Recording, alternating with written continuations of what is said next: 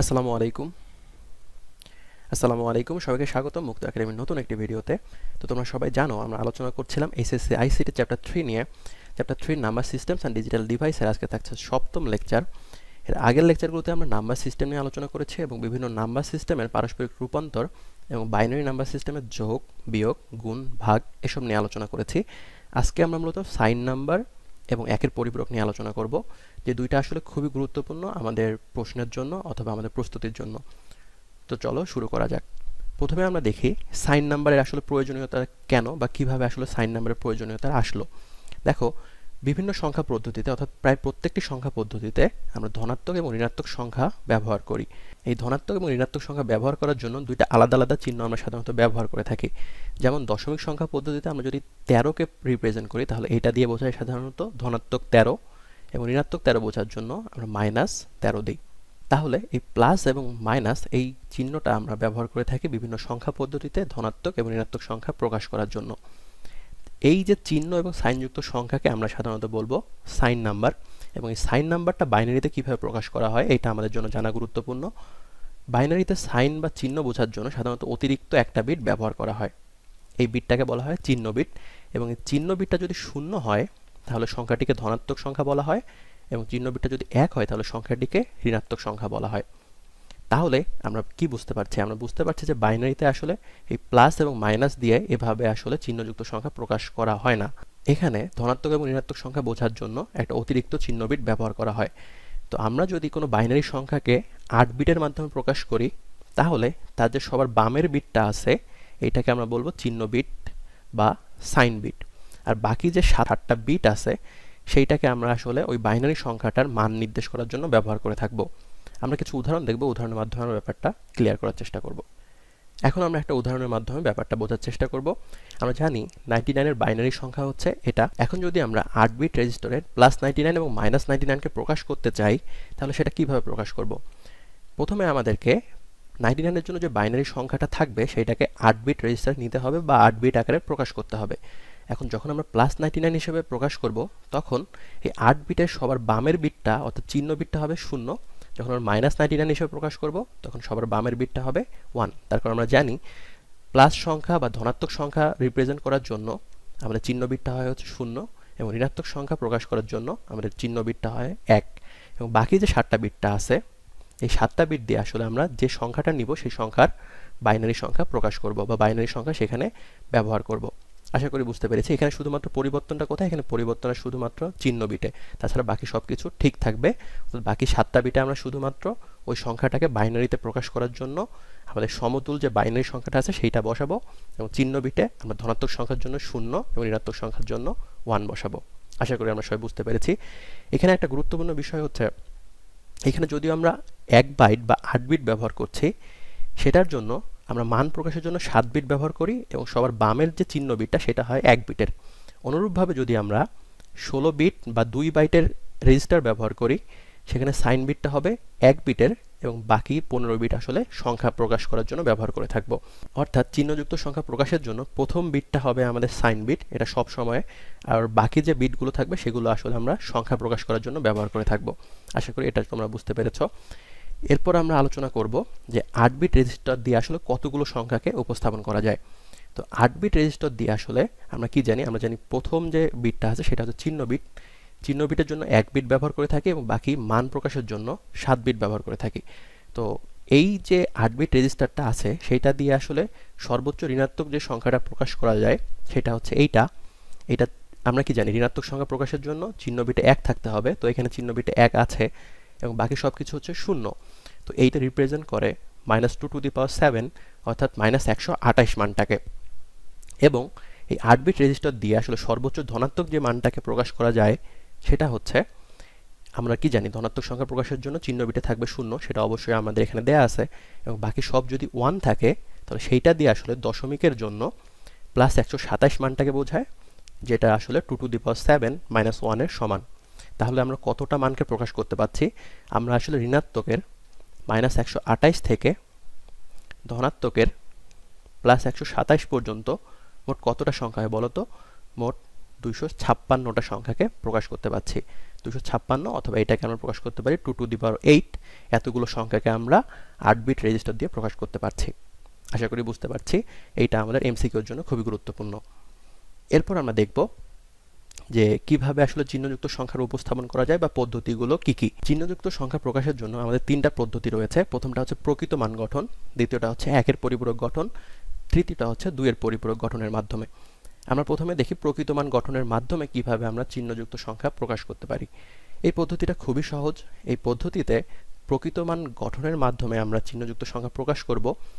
আমাদের যে সাইন বিটটা আছে সেইটা আমরা ধনাত্মকের জন্য 0 দিব এবং ঋণাত্মকের জন্য 1 দিব, আর বাকি যে বিটগুলো আছে সেগুলো আসলে একই থাকবে।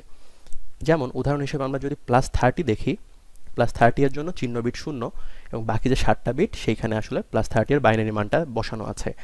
আর -30 এর জন্য চিহ্ন বিট হিসেবে 1 ব্যবহার করা আছে এবং বাকি যে বিটগুলো আছে সেগুলোতে আসলে 30 এর জন্য যে বাইনারি সংখ্যাটা সেটা ব্যবহার করা আছে। তো এই পদ্ধতিতে একটা সীমাবদ্ধতা আছে, সেটা কি এটা আমরা এখন দেখব। এই পদ্ধতিতে যদি আমি 0কে প্রকাশ করতে চাই, তাহলে 0-র জন্য আমি যদি +0 হিসেবে প্রকাশ করতে চাই 0কে, তাহলে আমার সংখ্যাটা হবে ঠিক এমন, অর্থাৎ চিহ্ন বিট হবে 0 এবং বাকি বিটগুলো হবে 0-এর বাইনারি সংখ্যা, অর্থাৎ সবগুলো হবে 0। ঠিক একইভাবে এই পদ্ধতিতে যদি আমরা -0কে রিপ্রেজেন্ট করতে চাই, তাহলে সেটা কিন্তু আলাদা একটা সংখ্যা দিবে। কিভাবে আলাদা সংখ্যা দিবে? সেটা আসলে চিহ্ন বিটে 1 দিবে, বাকি সব বিটগুলো আসলে 0 হবে। তাহলে 0কে রিপ্রেজেন্ট করার জন্য আমরা দুইটা আলাদা আলাদা সংখ্যা পাচ্ছি, কিন্তু বাস্তবে তো 0 হচ্ছে একটা সংখ্যা এবং 0কে রিপ্রেজেন্ট করার জন্য যে কোনো পদ্ধতিতে আসলে একটা সংখ্যাই থাকা উচিত। তো এই সীমাবদ্ধতা আসলে প্রকৃত মান গঠনে পাওয়া যায়। এই কারণে আসলে এই পদ্ধতিটা খুব বেশি ব্যবহার করা হয় না। আধুনিক গাণিতিক বর্তনীতে এই পদ্ধতি ব্যবহার করা হয় না। আমরা এরপর দেখব 1-এর পরিপূরক গঠন। 1-এর পরিপূরক গঠনের মাধ্যমে আমরা খুব সহজেই চিহ্নযুক্ত সংখ্যাকে প্রকাশ করতে পারি। তবু এটারও একটা সীমাবদ্ধতা আছে, সেটা আমরা আলোচনা করব। 1-এর পরিপূরক গঠনের নিয়মটা কি? 1-এর পরিপূরক গঠনের জন্য আমরা কোনো বাইনারি সংখ্যাকে 1-এর স্থলে 0 এবং 0-এর স্থলে 1 বসাবো। এভাবে আমরা 1-এর পরিপূরক গঠন করতে পারবো। যেমন উদাহরণ হিসেবে দেখা যাক, এটা একটা বাইনারি সংখ্যা। এটাকে যখন আমরা 1-এর পরিপূরক হিসেবে প্রকাশ করব, তখন এখানে 0-এর স্থলে 1 এবং 1-এর স্থলে 0 বসাবো। এখানে 0-এর স্থলে 1 বসিয়েছি, 1-এর স্থলে 0, 1-এর স্থলে 0, এভাবে 0-এর স্থলে 1, এভাবে আমরা প্রত্যেকটা সংখ্যাকে জাস্ট 1-এর স্থলে 0 এবং 0-এর স্থলে 1 বসিয়ে তার 1-এর পরিপূরক পাবো। অর্থাৎ এই সংখ্যাটার 1-এর পরিপূরক হচ্ছে এইটা। আশা করি এটা আমরা বুঝতে পেরেছি। এখন আমরা কিছু উদাহরণ দেখব, যে উদাহরণের মাধ্যমে আমরা 1-এর পরিপূরক সম্পর্কে একটা ভালো ধারণা লাভ করার চেষ্টা করব। এখানে দেখো +75 এর বাইনারি সংখ্যাটা কত? এর বাইনারি সংখ্যাটা হচ্ছে এত, এবং এখানে যেহেতু +75 এটা চিহ্ন বিট হচ্ছে 0। এইটাকে যদি আমরা 1-এর পরিপূরক হিসেবে প্রকাশ করি, তাহলে সব এখানে যে 1গুলো আছে সেটা আসলে 0 হয়ে যাবে। এই যে এগুলো 0 হয়ে গেল এবং সব শূন্যগুলো আসলে 1 হয়ে যাবে। তাহলে দেখো +75কে যদি আমরা 1-এর পরিপূরক হিসেবে প্রকাশ করি, তাহলে আমরা যে সংখ্যাটা পাচ্ছি সেটা চিহ্ন বিট হচ্ছে 1, অর্থাৎ এটা একটা নেগেটিভ সংখ্যা এবং এই নেগেটিভ সংখ্যা আসলে হচ্ছে -75কে নির্দেশ করে। ঠিক একইভাবে +50 এইটার বাইনারি সংখ্যা হচ্ছে এটা। এই বাইনারি সংখ্যাটাকে যদি আমরা এর 1-এর পরিপূরক হিসেবে প্রকাশ করি, তাহলে আমরা -50 পেয়ে যাব।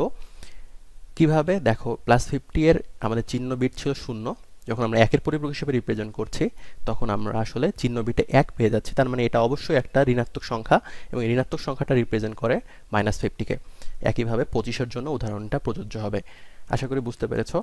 এখন আমরা একটা উদাহরণ নিয়ে কাজ করব এবং এই উদাহরণটা কিভাবে সলভ করতে হয় সেটা আমরা দেখব। তো উদাহরণে কি বলেছে দেখো, উদাহরণে বলেছে 95কে বাইনারিতে রূপান্তর করো এবং সংখ্যাটির 1-এর পরিপূরক নির্ণয় করো।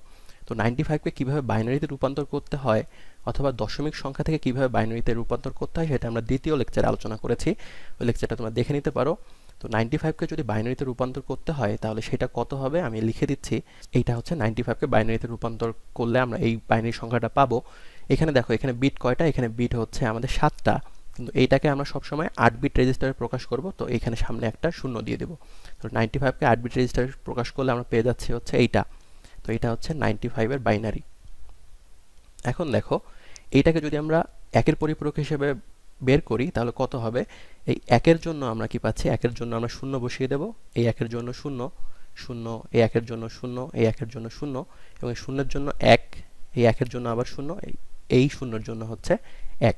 তাহলে যখন আমরা এটাকে ঋণাত্মক সংখ্যা হিসেবে প্রকাশ করছি তাহলে কত পাচ্ছি? তাহলে আসলে পাচ্ছি হচ্ছে -95, অর্থাৎ 95কে যদি আমরা একের পরিপূরক হিসেবে প্রকাশ করি তাহলে আমরা পাচ্ছি -95।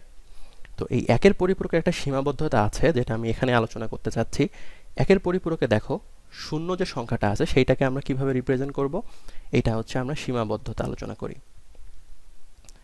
একের পরিপূরক পদ্ধতিতে শূন্যকে আমরা কিভাবে রিপ্রেজেন্ট করব, শূন্য হচ্ছে এইটা, শূন্যর বাইনারি সংখ্যা হচ্ছে এইটা। শূন্যকে যদি আমরা 8 বিটের মাধ্যমে প্রকাশ করি তাহলে আমরা পেয়ে যাচ্ছি এই সংখ্যাটা। তো এই সংখ্যাটাকে যদি আমরা একের পরিপূরক বের করি তাহলে কত পাচ্ছি, তাহলে পাচ্ছি হচ্ছে 111, সবগুলো আসলে 1 হয়ে যাবে, সবগুলো 0। তো এখানে আমরা পাচ্ছি এইটা। তাহলে দেখো শূন্যের জন্য আমরা পাচ্ছি আসলে একটা সংখ্যা যেটা হচ্ছে +0, এবং -0 এর জন্য আসলে পাচ্ছি আরেকটা সংখ্যা বা আরেকটা প্রকাশ। তো আসলে +0 এবং -0 এটা একই বোঝায়। তো এই একটার জন্য আসলে দুইটা আলাদা আলাদা সংখ্যা পাওয়া উচিত না। এই কারণে এই সীমাবদ্ধতা যেহেতু থাকে সেই জন্য আমাদের ডিজিটাল ইলেকট্রনিক্সে একের পরিপূরক খুব বেশি ব্যবহার করা হয় না, এর পরিবর্তে ব্যবহার করা হয় হচ্ছে 2 এর পরিপূরক। তো আমরা পরের লেকচারে 2 এর পরিপূরক সম্পর্কে জানবো এবং 2 এর পরিপূরক দিয়ে কিভাবে আমরা আসলে বিভিন্ন সংখ্যার বিয়োগটা খুব সহজে করে ফেলতে পারি যোগের মাধ্যমে, সেই বিষয়টা দেখার চেষ্টা করব। তো আজকের লেকচার এই পর্যন্তই। সবাই ভালো থেকো, সুস্থ থেকো। আসসালামু আলাইকুম।